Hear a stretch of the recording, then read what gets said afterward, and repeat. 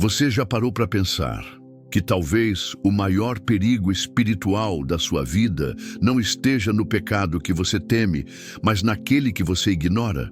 Muitos cristãos estão lutando contra o adultério, contra vícios, contra tentações visíveis, mas permanecem cegos para pecados que Deus abomina e que estão ali, alojados no coração, disfarçados de religiosidade, tolerados pelo costume e enterrados pela desculpa do todo mundo faz. Mas o céu não se move por conveniência humana e o juízo de Deus não falha. Hoje, o Espírito Santo quer te confrontar com a verdade, porque existem pecados que Deus não tolera, mesmo quando a igreja tolera. E são esses pecados escondidos, esquecidos, ignorados, que estão levando muitos crentes à ruína, esfriamento espiritual e até mesmo à condenação. Você está pronto para ouvir a verdade que ninguém prega? Então abra o coração, porque esta mensagem pode ser a sacudida que sua alma precisa para despertar antes que seja tarde demais. O pecado que silencia o céu, a rebeldia disfarçada de fé. Há algo mais perigoso do que um coração abertamente rebelde. É um coração que finge submissão enquanto esconde resistência. O céu não é enganado por palavras suaves, nem por gestos devocionais. Deus não se impressiona com mãos levantadas enquanto o coração permanece em desacordo com sua vontade. A rebelião disfarçada de fé é uma das armas mais sutis de Satanás para calar o mover do Espírito na vida de um cristão. É o pecado que silencia o céu. O que torna esse pecado tão grave não é apenas o que se faz, mas o que se recusa a fazer. É o tipo de desobediência que se camufla de zelo, que usa versículos como escudo para justificar decisões carnais, que se apega a formas religiosas enquanto rejeita o comando divino. Saul foi ungido por Deus, escolhido entre milhares, recebeu instruções claras, mas decidiu obedecer apenas parcialmente. E essa meia obediência lhe custou o trono e a presença de Deus. Quando o profeta Samuel confrontou Saul, ele ainda tentou argumentar: "Mas eu sacrifiquei ao Senhor. Eu fiz para agradar a Deus." Mas o céu não se move por intenções humanas. Deus não quer sacrifícios em lugar de obediência. A resposta de Samuel ecoa como um trovão sobre todos os que acham que podem negociar com Deus. Obedecer é melhor do que sacrificar, porque para Deus a rebeldia seletiva é igual à feitiçaria. Não é apenas um erro, é idolatria disfarçada. É declarar que a própria vontade tem mais autoridade que a palavra de Deus.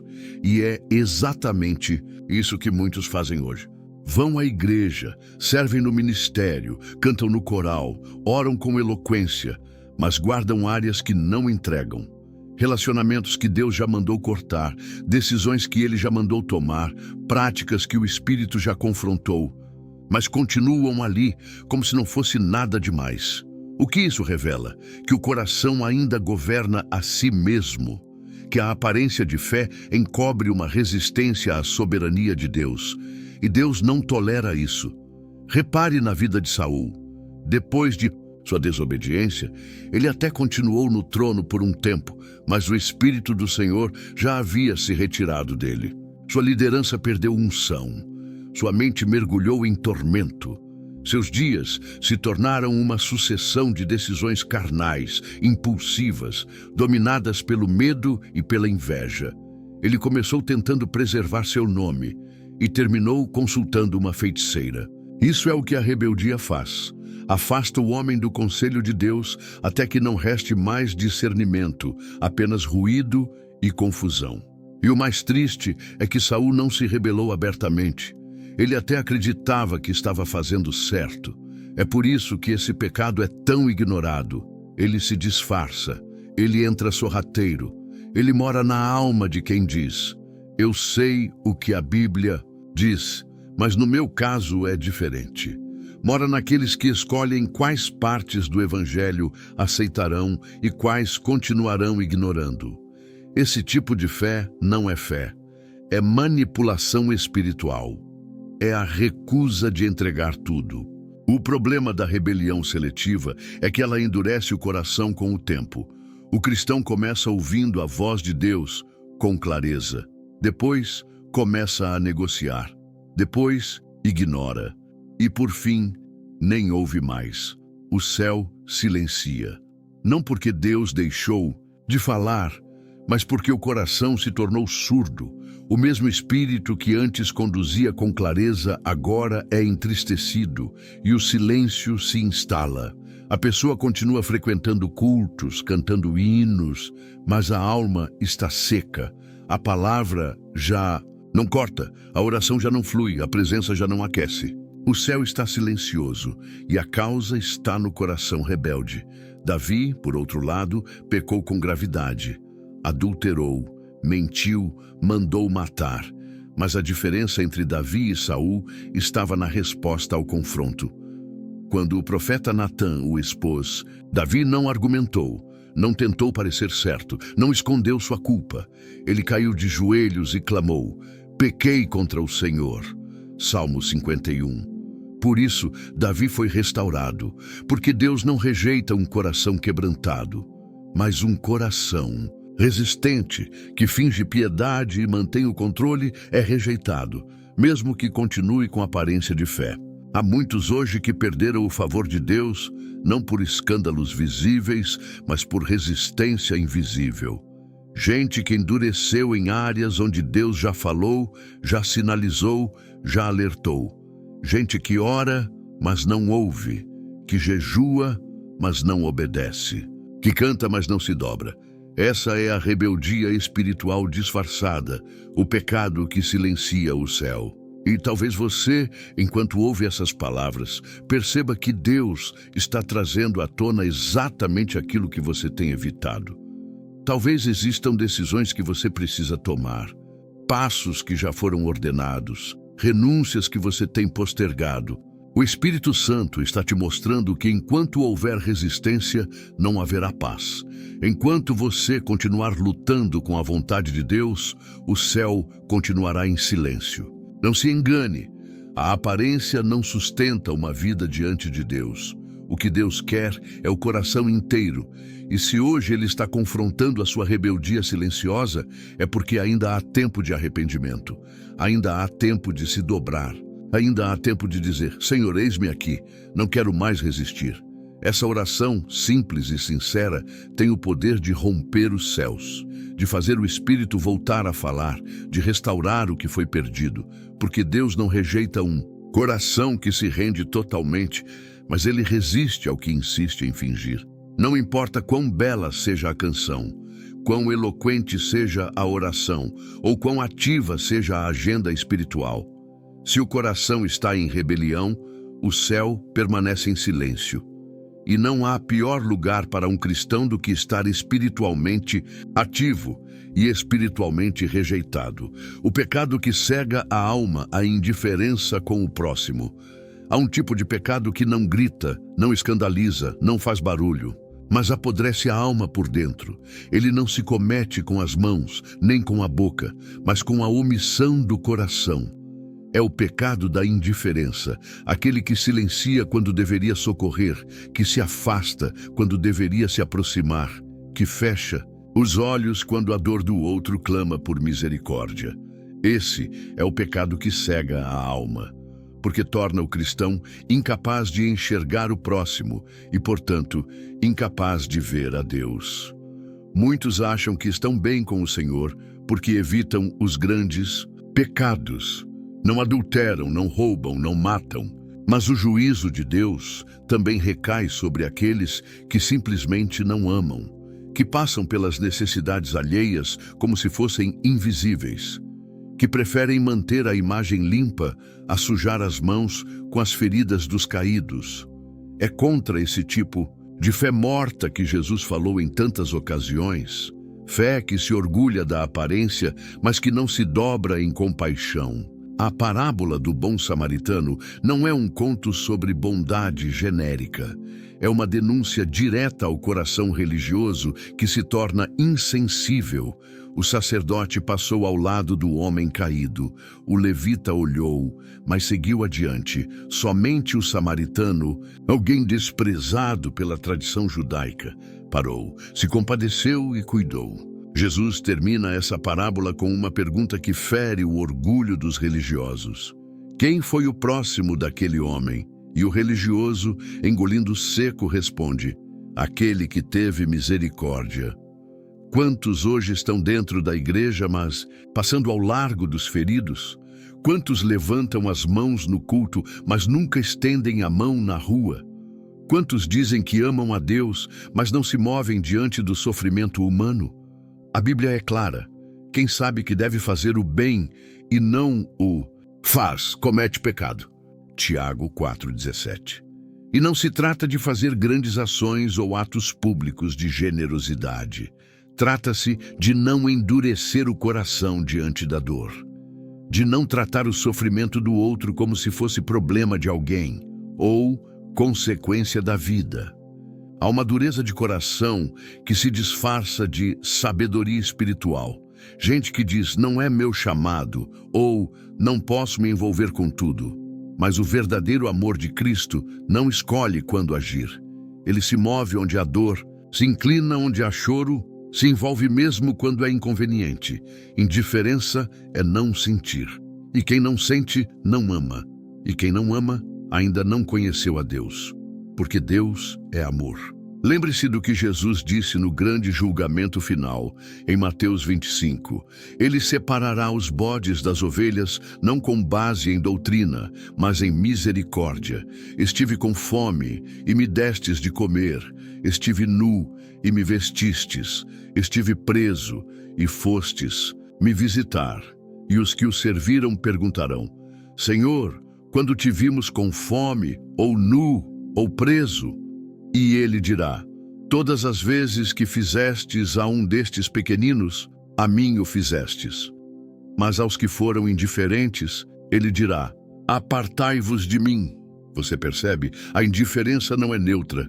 Ela é um pecado que fere diretamente o coração de Deus, porque rejeita os que Deus ama, porque nega consolo aos que Deus quer consolar, porque se recusa a ser instrumento nas mãos do Espírito. E por trás da indiferença, o que há? Egoísmo, medo, conforto, gente que não quer sair da bolha de segurança para se envolver com a dor do mundo. Mas quem ama, sempre se expõe. Quem ama, sempre se entrega. Não dá para dizer que segue a Cristo e ignorar os caídos à beira do caminho. O apóstolo João escreveu com firmeza: se alguém possuir recursos materiais e vendo seu irmão em necessidade não se compadecer dele, como pode permanecer nele o amor de Deus? 1 João 3,17.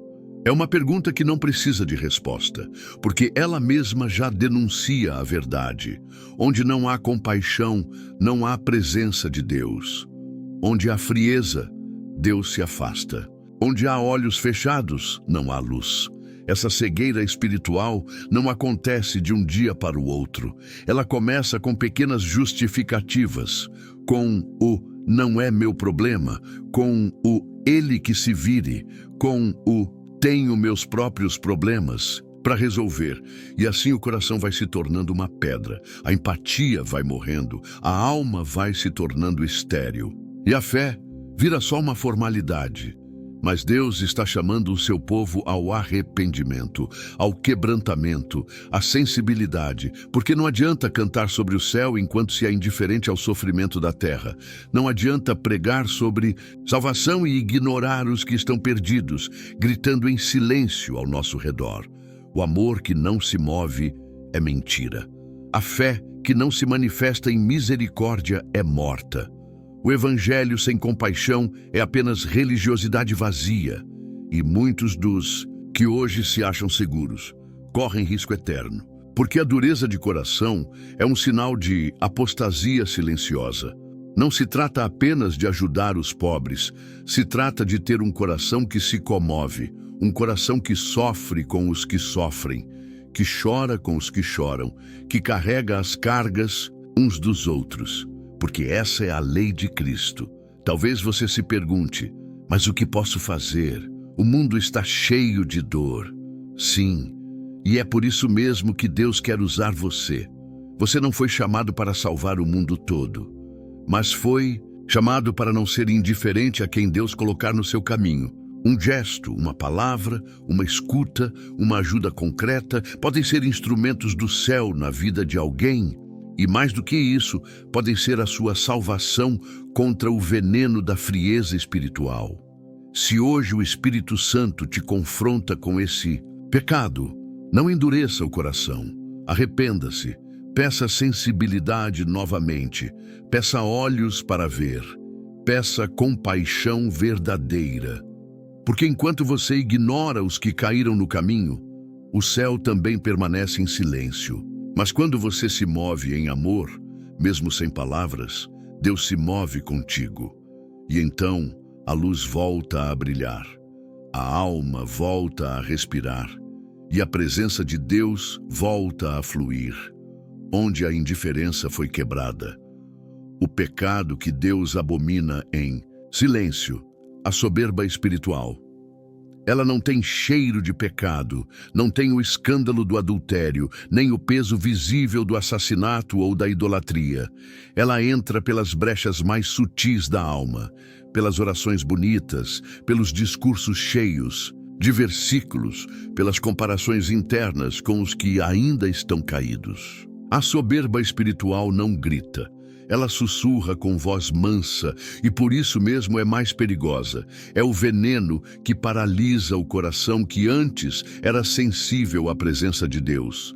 O homem se convence de que está de pé, quando na verdade já caiu por dentro. E o mais grave, Deus resiste a ele. Quando a Bíblia afirma que Deus resiste ao soberbo, Tiago 4:6, isso é um alerta de guerra espiritual, porque não é Satanás que se opõe ao soberbo, é o próprio Deus. Aquele que deveria ser refúgio, socorro, fortaleza, se torna resistência. Não há outro pecado no Novo Testamento com essa declaração tão direta. Nem ao adúltero se diz que Deus resiste, nem ao ladrão, ao homicida, ao mentiroso, mas ao soberbo, sim.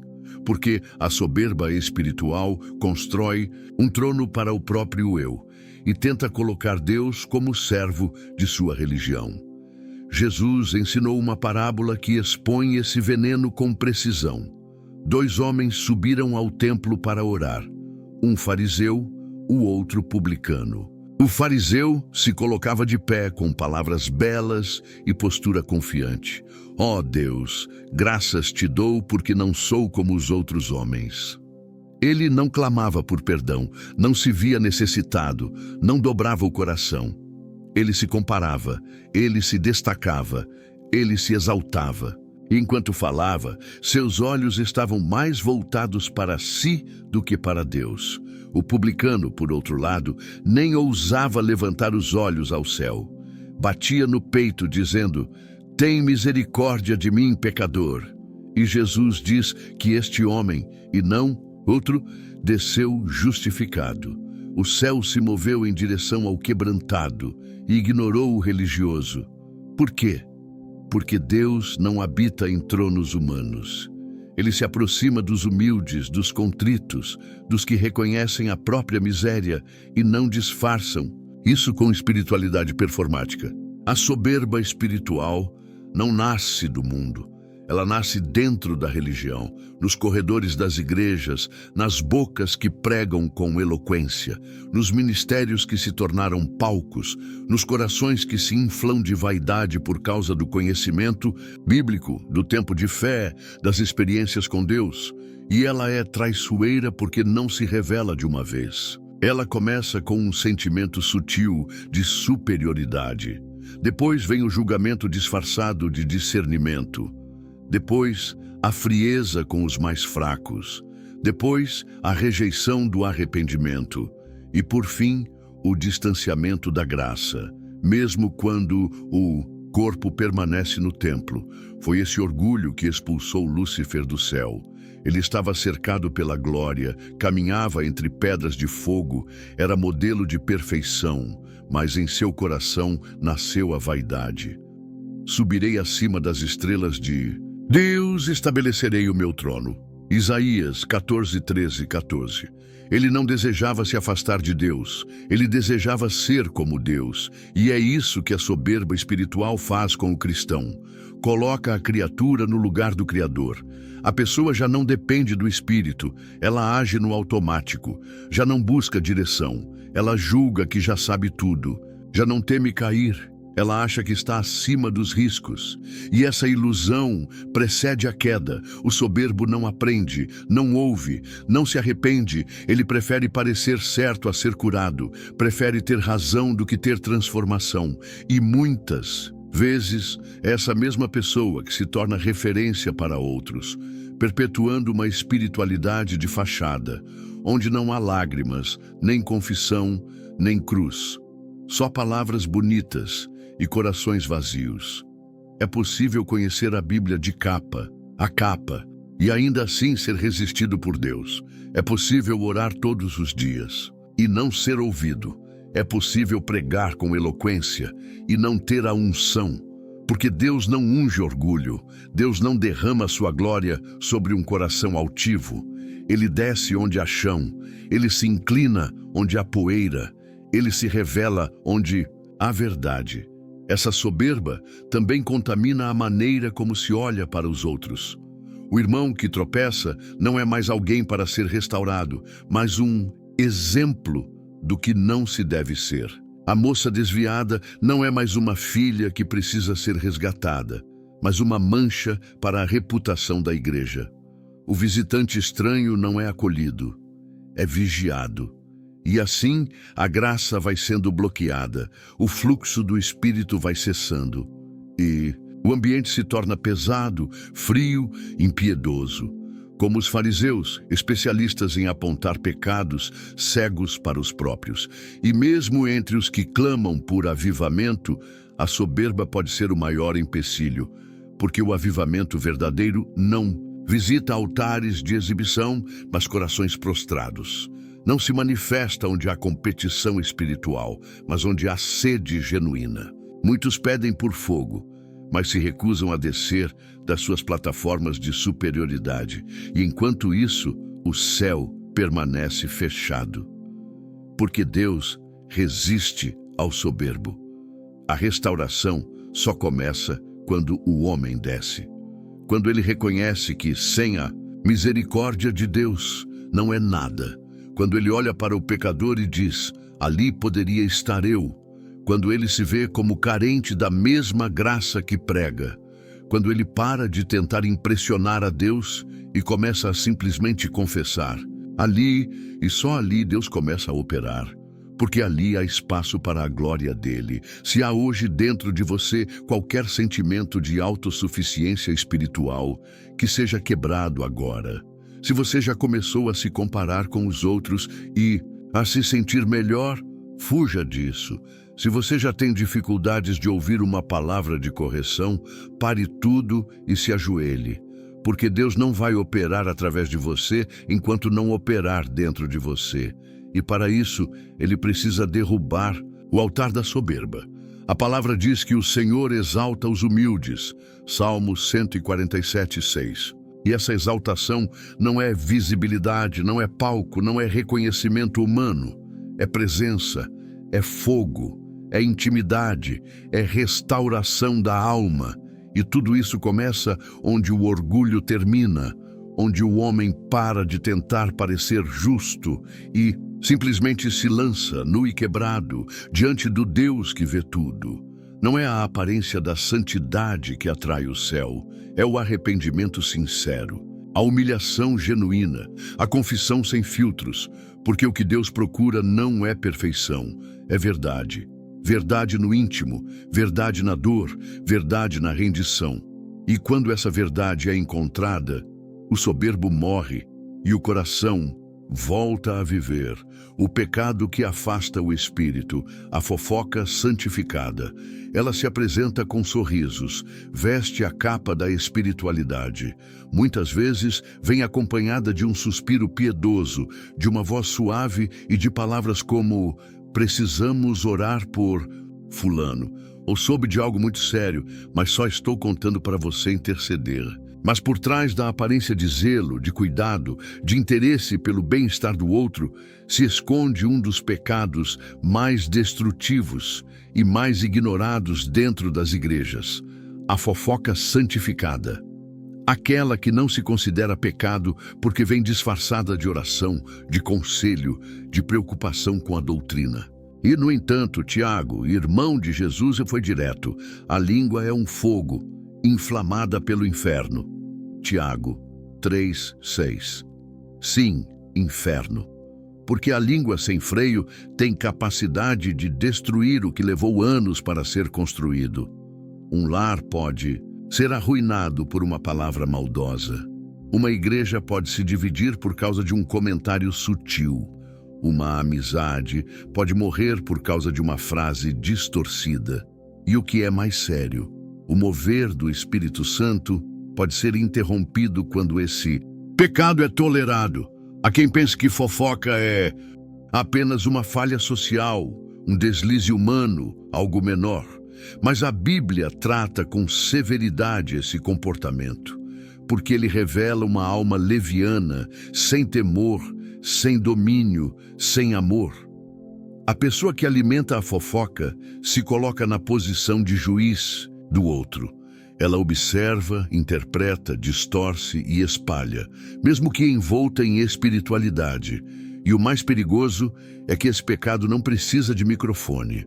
Ele cresce em rodas de conversa, em grupos de mensagens, em telefonemas longos e até mesmo em reuniões de oração. Foi isso que aconteceu com Miriam, irmã de Moisés.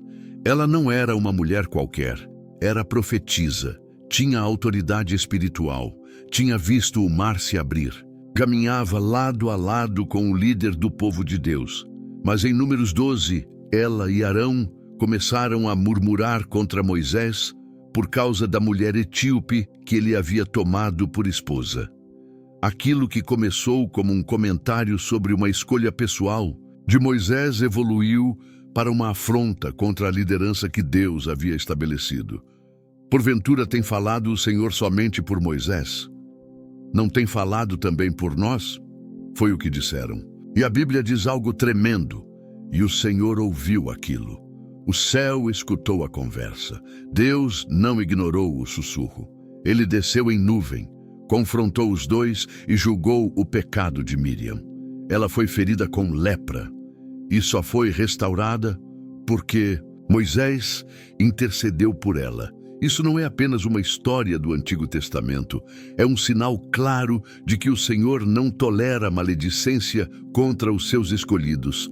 A língua que fere em oculto fere contra o próprio Deus. E há muitos, hoje, leprosos espirituais, com ministérios estagnados, com orações não respondidas, com o céu fechado, não por pecados visíveis, mas por fofocas ignoradas.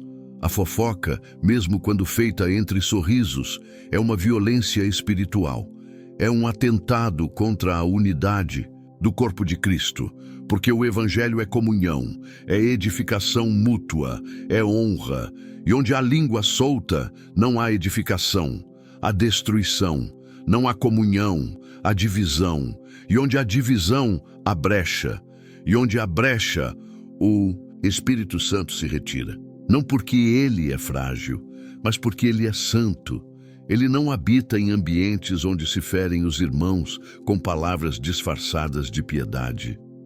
Quantas igrejas pararam de crescer espiritualmente porque a fofoca se tornou cultura? Quantos pastores foram enfraquecidos porque os membros preferiram comentar suas decisões ao invés de interceder por elas? Quantos jovens deixaram o ministério por causa de olhares de julgamento acompanhados de sussurros nos corredores? E tudo isso sem escândalos públicos, apenas com palavras ditas entre irmãos. Mas Deus ouviu. e resistiu. O apóstolo Paulo foi firme em suas cartas. Ele alertou aos Gálatas: se vós vos mordeis e devorais uns aos outros, vede que não vos consumais também uns aos outros. Gálatas 5,15. A igreja não precisa de inimigos externos para ser destruída. Ela pode ser consumida por dentro, mordida palavra por palavra. E isso acontece quando os membros perdem o temor e usam a boca para ferir ao invés de curar. E não pense que isso se limita aos que espalham. Os que ouvem também são cúmplices. Quem escuta uma fofoca sem confrontar, sem corrigir, sem cortar o mal pela raiz, também está envolvido. O silêncio cúmplice valida o pecado. E o Espírito Santo vê isso. Quando alguém se aproxima dizendo, não conte para ninguém, mas... ali já começa o pecado. Porque o que é oculto e não edifica é obra das trevas. E o que é das trevas, Deus abomina. O que o Senhor espera de seu povo é integridade, verdade, pureza de intenção. Ele quer que a boca do cristão seja fonte de vida, de bênção, de sabedoria. Ele quer que os lábios proclamem salvação, não julgamento. Que compartilhem esperança, não acusações. Que espalhem cura, não veneno. E isso começa no secreto, no domínio próprio, no compromisso de não alimentar o fogo do inferno com a própria língua. Se hoje o Espírito de Deus te confronta com esse pecado, não fuja, reconheça, peça perdão, peça um novo coração, porque a restauração começa quando a confissão é verdadeira, quando a língua se cala para que o Espírito fale, quando o desejo de comentar é substituído pelo desejo de orar, quando a curiosidade é crucificada e o amor é ressuscitado. E se você tem sido alvo de fofocas, saiba que o mesmo Deus que ouviu Miriam ouve hoje o que dizem de você. E Ele é justo, Ele guarda a reputação dos seus, Ele protege os que são seus. Não se defenda com a carne, não retribua na mesma moeda. O Senhor julga e Ele faz justiça aos que confiam nele. Mas acima de tudo, peça a Ele que te mantenha longe desse pecado, que te guarde de ser instrumento de divisão, que te ensine a usar a boca para a glória dele. Porque quando a fofoca cessa, o céu volta a se abrir e o espírito volta a se mover. O pecado que aprisiona a alma, o ressentimento cultivado, ele não faz barulho, não é visível aos olhos humanos, mas é uma das correntes mais pesadas que alguém pode carregar. O ressentimento não invade a alma de uma vez, ele se instala, em silêncio, muitas vezes logo após uma mágoa não resolvida, uma palavra que feriu, uma traição inesperada. E ali ele permanece, alimentado por lembranças repetidas, por conversas internas, por argumentos construídos com dor. O ressentimento é o veneno emocional que muitos cristãos aprenderam a conviver como se fosse normal. Mas Deus não considera isso algo pequeno. O próprio Jesus disse, se não perdoardes aos homens, vosso Pai também não vos perdoará. Mateus 6,15. Não se trata apenas de um obstáculo emocional, é uma questão espiritual. O ressentimento bloqueia a comunhão com o Pai. Ele ergue um muro entre o coração humano e a graça de Deus. E não importa quanto se ore, quanto se cante, quanto se jejue. Se há um rancor cultivado, há uma barreira que o céu não ignora. O perdão é uma das colunas do Evangelho. Sem ele, toda a estrutura desmorona. Não há salvação onde há coração endurecido. Não há céu aberto onde há alma fechada para perdoar. Jesus contou uma parábola que expõe esse princípio com força. Um homem devia uma quantia impagável ao rei, algo como milhões em nossas medidas atuais. Ele clamou por misericórdia, e o rei, movido de compaixão, perdoou toda a dívida. Mas logo depois, esse mesmo homem encontrou um servo que lhe devia uma quantia irrisória. E mesmo tendo sido perdoado de uma dívida imensamente maior, ele agarrou o servo pelo pescoço, exigiu o pagamento e o lançou na prisão. Quando o rei soube disso, se indignou. Servo mau, eu te perdoei toda a dívida porque me suplicaste. Não devias tu também ter compaixão? E então o entregou aos verdugos. Mateus 18, 21-35. A parábola termina com Jesus dizendo que assim também fará o Pai Celestial com todo aquele que do coração não perdoar a seu irmão. Não se trata de um gesto superficial. O perdão que Deus espera é real, é profundo, é do coração. Ele não é um sentimento que se espera sentir um dia, é uma decisão que se toma à luz da cruz. Perdoar não é justificar o erro do outro, é reconhecer que diante da dívida que eu mesmo tinha com Deus, qualquer ofensa que alguém me fez é pequena demais para me manter cativo. O ressentimento faz com que a alma fique presa a quem a feriu. É como estar acorrentado à pessoa que você mais quer esquecer. Você pode mudar de cidade, pode parar de falar com ela, pode fingir que não liga mais, mas enquanto não perdoa, ela vive dentro de você. E mais do que isso, ela ocupa o lugar que deveria ser do Espírito Santo.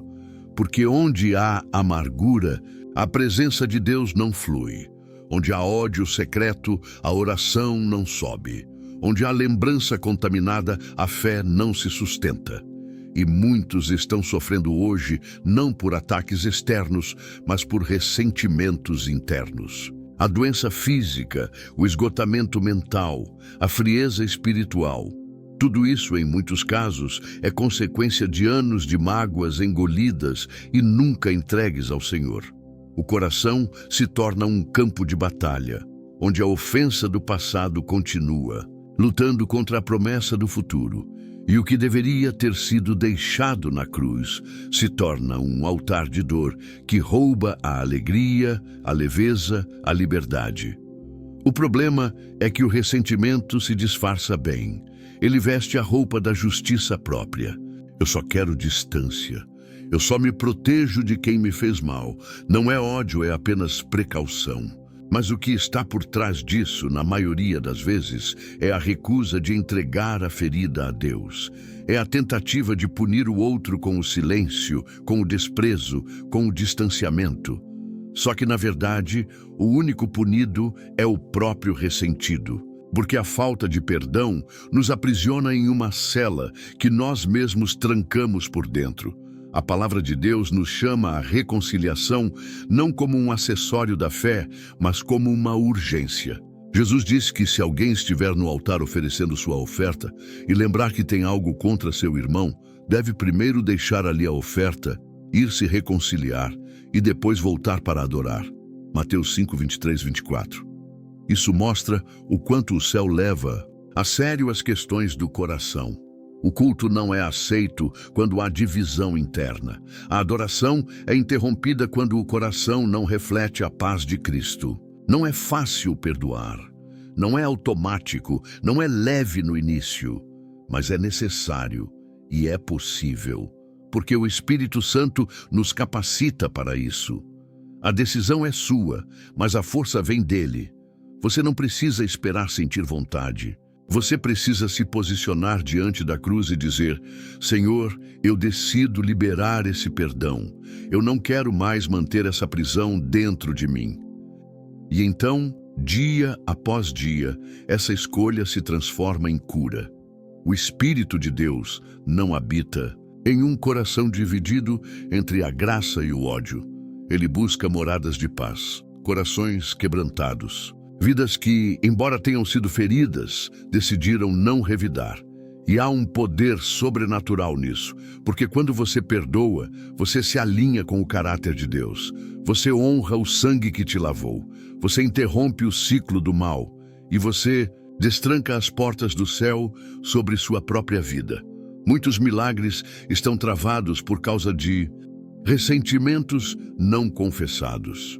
Muitos ministérios não avançam porque ainda há pessoas do passado que permanecem como sombras nas emoções do presente.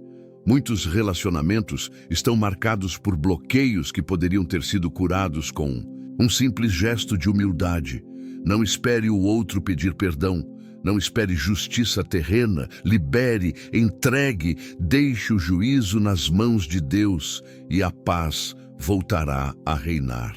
Se você quiser andar com Cristo, precisa aprender a perdoar como Ele perdoa. Ele foi traído, cuspido, espancado, crucificado. E ainda assim disse: Pai, perdoa-lhes. Lucas 23:34. O perdão de Jesus não foi condicional. Ele não esperou o arrependimento para liberar amor. Ele decidiu perdoar porque sabia que essa era a única forma de salvar. E se somos dele, precisamos aprender a fazer o mesmo. A liberdade da alma não vem quando o outro muda. Vem quando você libera. Vem quando você deixa de carregar pesos que não foram feitos para você. Vem quando você escolhe obedecer, mesmo sem entender. Vem quando você confia que o perdão é o caminho da cura e não da fraqueza. E é nesse caminho que a graça volta a operar. A presença volta a fluir. O coração volta a amar. Porque onde há perdão, há Deus. E onde há Deus, não há mais espaço para a prisão. O pecado que mata em silêncio, a inveja disfarçada de zelo. A inveja, quando entra nos ambientes espirituais, veste trajes de santidade. Ela se esconde atrás de supostos discernimentos, de observações maduras, de preocupações com o zelo do Evangelho. Ela diz: não é inveja, é só que eu não concordo com o jeito que ele faz. Ou, eu não vejo unção naquilo, parece mais vaidade do que chamado. Mas por trás do verniz de espiritualidade, o coração já está contaminado. O que era para ser amor se torna comparação. O que era para ser honra se transforma em crítica. O que era para ser comunhão se torna competição. Tiago foi enfático, porque onde há inveja e sentimento faccioso, aí há confusão e toda obra má. Tiago 3:16. A inveja não apenas fere, ela abre a porta para uma sequência de destruições. Ela gera divisão, sussurros, ruído, sabotagem, silenciosa. Ela não para até que o alvo seja diminuído, apagado ou afastado. E muitas vezes, quem carrega esse veneno nem percebe o quanto já está sendo usado pelas trevas para apagar a luz que Deus acendeu em alguém. Caim é o primeiro exemplo claro disso. Ele e seu irmão Abel ofereceram sacrifícios. Ambos compareceram diante de Deus. Mas Deus se agradou de Abel e da sua oferta, e não se agradou de Caim e da sua. E ali naquele instante, em vez de buscar melhorar sua oferta, Caim permitiu que a inveja crescesse dentro dele. Deus o advertiu: o pecado jaz à porta, e sobre ti será o seu desejo, mas cumpre a ti dominá-lo. Gênesis 4:7. Mas ele não dominou, ele matou. A inveja matou o irmão, matou a comunhão, matou a adoração. E ali, um altar foi manchado com sangue inocente, não porque o inimigo atacou, mas porque um coração não soube lidar com o sucesso do outro. É o mesmo espírito que agiu nos irmãos de José. Ele não tinha culpa de ser amado, não tinha culpa de sonhar, não tinha culpa de carregar uma promessa, mas sua túnica colorida provocou ira, sua posição de filho preferido gerou ódio, e seus sonhos despertaram uma fúria oculta. Eles o lançaram na cova e o venderam como escravo, e ainda mentiram ao pai para encobrir o crime. Tudo isso movido por um sentimento que se inicia com comparações e termina em destruição. A inveja.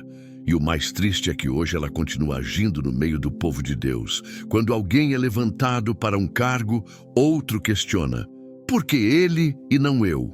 Quando uma canção de um irmão toca corações, há quem diga: está se achando agora. Quando uma irmã começa a crescer espiritualmente, logo surgem comentários: ela mudou muito, não sei se é de Deus. E assim, o que deveria ser motivo de alegria, se torna semente de divisão. A inveja não admite que Deus use outra pessoa mais do que a mim.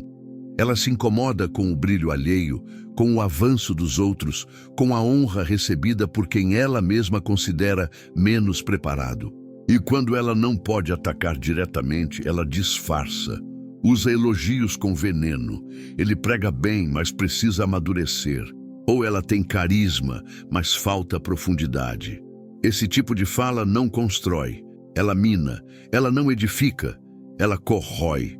E o céu resiste a esse tipo de veneno. Jesus foi crucificado porque os líderes religiosos o invejavam. Eles sabiam que ele era diferente, sabiam que a unção estava sobre ele, mas o povo o seguia, e isso incomodava os fariseus. Mateus 27:18 registra que Pilatos sabia que por inveja o haviam entregado. Ou seja, a inveja levou o Filho de Deus à cruz. E se foi capaz de fazer isso com Jesus, imagine o que ela pode fazer nas nossas igrejas, nos nossos ministérios, nos nossos relacionamentos, se não for arrancada pela raiz. A inveja distorce a identidade. Ela faz o cristão olhar para o outro ao invés de olhar para Deus. Em vez de buscar o seu próprio chamado, começa a desejar o lugar do outro. Em vez de celebrar o que o Senhor está fazendo, começa a criticar o modo como está sendo feito. E esse espírito se alastra. Ele não fica isolado. Ele encontra ouvidos dispostos. Ele procura corações vulneráveis. Ele entra sorrateiro e vai contaminando a atmosfera espiritual. E quando menos se percebe, o ambiente está carregado de competição disfarçada de santidade. A inveja é pecado mortal porque ela não fere apenas o próximo. Ela nos afasta de Deus. Como posso amar a Deus a quem não vejo se não suporto ver meu irmão sendo abençoado? Como posso dizer que ando em luz se o sucesso do outro me escurece por dentro? Como posso clamar por avivamento se me incomodo com quem carrega o fogo? A resposta é: não posso, é incoerente. E Deus não se move em ambientes de incoerência. O Espírito Santo opera onde há honra, onde há verdade, onde há celebração mútua, onde há liberdade para o outro crescer sem ser atacado por isso, onde há alegria genuína pela vitória do próximo. E essa postura não nasce naturalmente. Ela precisa ser cultivada, precisa ser uma decisão. Eu escolho me alegrar, eu escolho honrar, eu escolho não permitir que a inveja me domine, porque ela não vai embora sozinha, ela precisa ser confrontada com a cruz. O antídoto contra a inveja é a gratidão. Quando eu sou grato pelo que Deus me deu, eu paro de cobiçar o que Ele deu ao outro. Quando eu reconheço que há um propósito exclusivo sobre minha vida, eu deixo de querer ocupar o lugar de alguém. Quando eu compreendo que a glória é toda de Deus, eu entendo que o sucesso do irmão não é ameaça. É sinal de que o reino está avançando. E isso deve ser celebrado, não combatido. Se hoje você se percebe envolvido em pensamentos de comparação, críticas constantes, desconforto com o crescimento dos outros, pare agora. Não justifique, não racionalize, arrependa-se. Porque esse pecado, mesmo em silêncio, mata. Ele mata sua alegria, sua paz, sua comunhão. Ele fecha o céu sobre você. Ele contamina sua adoração. Ele te impede de fluir. E o Espírito Santo não compartilha espaço com a inveja. Que cada um saiba encontrar seu lugar no corpo de Cristo. Que cada membro funcione com honra, com humildade, com gratidão. Porque não há competição no reino. A complementação. O braço não disputa com a perna, o olho não inveja o ouvido. Cada parte tem sua função e todas devem se alegrar juntas. Esse é o plano de Deus. A inveja não tem lugar na vida de quem nasceu de novo, porque o novo nascimento gera um novo coração, e um novo coração se alegra com a glória de Deus, mesmo quando ela se manifesta na vida dos outros. Esse é o sinal de maturidade. Esse é o sinal de um coração que já morreu para o ego. Esse é o tipo de coração que o céu pode usar sem limites. o pecado que deforma o Evangelho, a mentira disfarçada de verdade. Não é necessário adulterar todo o Evangelho para se perder, basta sutilmente moldá-lo aos desejos humanos. Basta suavizar onde a cruz fere. Basta omitir o arrependimento e exaltar o bem-estar.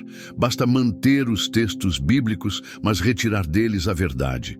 E assim, o veneno da mentira se infiltra onde antes havia pureza, e o que era palavra viva o torna discurso conveniente.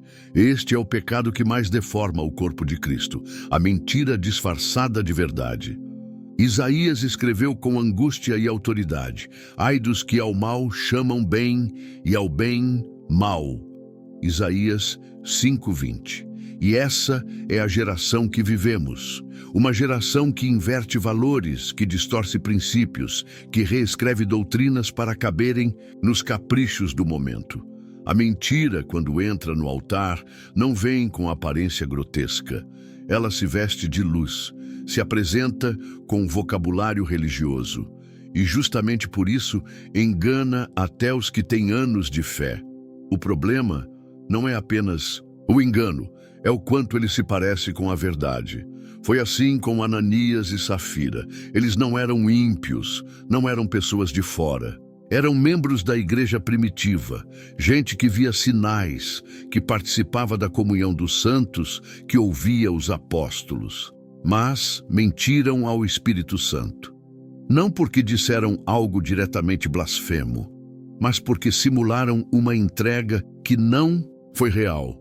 Venderam uma propriedade, retiveram parte do valor, mas se apresentaram como se tivessem dado tudo. O problema não foi o valor, foi a aparência de santidade escondendo a verdade. Foi a simulação, e o juízo veio de forma imediata. A mentira espiritual não precisa de palavras falsas. Ela pode viver no silêncio de quem sabe o certo, mas não o diz. Na omissão de quem vê o erro, mas não o confronta. Na manipulação de textos sagrados para favorecer interesses pessoais, doutrinas populares ou movimentos humanos.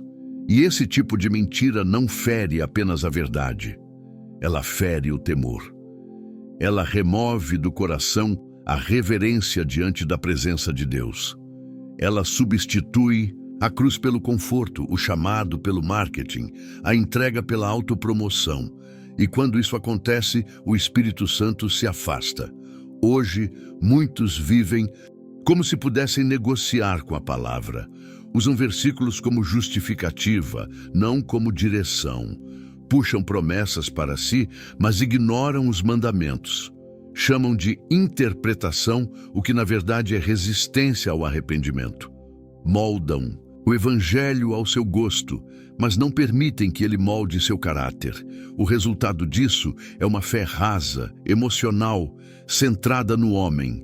Uma fé que celebra os dons, mas esquece o fruto.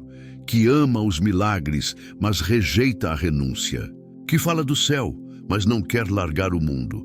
E isso tudo é mentira, porque o verdadeiro evangelho exige mudança. Ele chama ao arrependimento. Ele não mascara o pecado. Ele o confronta. Ele não alivia a consciência. Ele a transforma. O evangelho de Jesus nunca foi conveniente. Ele foi duro, foi estreito, foi cortante, mas foi e continua sendo o único caminho de salvação. A mentira disfarçada de verdade também aparece quando se usa a Bíblia para justificar condutas que o Espírito já condenou. Quando alguém tenta encontrar um ponto de equilíbrio entre o pecado e a santidade. Quando diz que Deus conhece meu coração para justificar sua teimosia. Sim, Deus conhece. E isso deveria gerar temor, não desculpas. O problema não está na ignorância, está na resistência. Muitos sabem o que é certo, sabem o que é santo, mas escolhem uma mentira confortável ao invés de uma verdade libertadora. O que Deus quer de nós é verdade no íntimo, não perfeição, não máscaras, não discursos bonitos, mas um coração que diga: Senhor, aqui está minha verdade. com todas as minhas falhas, mas sem disfarces. A mentira, mesmo pequena, mesmo disfarçada, mesmo bem intencionada, é uma ofensa contra o Espírito, porque ele é o Espírito da verdade. Ele não habita em duplicidade, ele não coopera com engano, ele não unge falsidade. A mentira também destrói a confiança da comunidade. Quando alguém vive uma aparência que não condiz com a realidade, não é só a sua fé que é atingida, é a fé dos outros também. Jovens se decepcionam, novos convertidos se escandalizam, a igreja se torna cética e o inimigo sorri, porque não precisa atacar de fora quando já há corrupção por dentro. Por isso, o juízo sobre Ananias e Safira foi tão imediato. Deus estava protegendo a santidade do corpo, estava preservando o temor, estava mostrando que ele não brinca com a verdade. É possível pregar, cantar, servir, liderar e ainda assim mentir. Mentir ao declarar uma vida consagrada que não existe. Mentir ao se apresentar como referência enquanto vive em oculto. Mentir ao ensinar doutrinas que agradam, mas não libertam. Mentir ao dizer amém com os lábios e não com as atitudes. Esse tipo de engano se espalha, e o que parece apenas um desvio teológico se torna uma heresia vivida, um estilo de vida que nega a cruz, mesmo que carregue uma Bíblia. Deus está chamando seu povo de volta à verdade, à palavra sem maquiagem, ao arrependimento real, à santidade sem performance, ao evangelho da cruz, do sangue, do arrependimento e da ressurreição. Qualquer coisa fora disso é mentira, e a mentira não salva. A mentira afasta, a mentira adoece, a mentira apaga o fogo do Espírito, a mentira destrói o que a graça quer levantar. A verdade pode doer, mas cura. Ela pode cortar, mas restaura. Ela pode humilhar, mas depois exalta. Porque onde há verdade, há presença. Onde há luz, há vida. Onde há sinceridade, há renovo. Deus não rejeita o pecador sincero, mas rejeita o justo fingido. Não porque ama mais o fraco, mas porque só consegue transformar quem se mostra como realmente é. Não há espaço para um evangelho que não confronta, para uma fé que não questiona, para um discipulado que não denuncia o erro. A igreja não foi chamada para entreter, mas para despertar. Não foi comissionada para agradar, mas para anunciar. E esse anúncio precisa ser verdadeiro, ainda que custe rejeição, ainda que fechem portas, ainda que causem desconforto, porque a única verdade que liberta é aquela que não se vende. Quem ama a verdade será odiado pelo mundo, mas será reconhecido no céu. Quem rejeita a mentira, ainda que esteja sozinho, anda com o Espírito, porque a verdade é uma pessoa e seu nome é Jesus. Ele não compactua com falsidade, não compartilha púlpito com engano, não divide altar com vaidade. Ele busca adoradores em espírito e em verdade. E se ele encontrar apenas um que diga: Senhor, eu escolho a verdade ainda que me doa, esse será cheio do Espírito, guardado pelo Pai e útil no reino. A mentira deformou muitos corações, mas hoje é dia de renunciar ao engano, de jogar fora as máscaras, de abraçar a palavra como ela é, de deixar que a luz entre nos lugares escuros, porque quando a verdade reina, Deus habita. E onde Deus habita, não há mais espaço para mentira alguma. Que o Senhor te revista com a verdade, te livre de toda aparência de engano e renove teu coração com temor, sinceridade e arrependimento. Que a presença do Espírito Santo habite em ti com liberdade e que tua vida seja um reflexo puro do Evangelho genuíno, sem máscaras nem distorções, para a glória de Deus. Amém.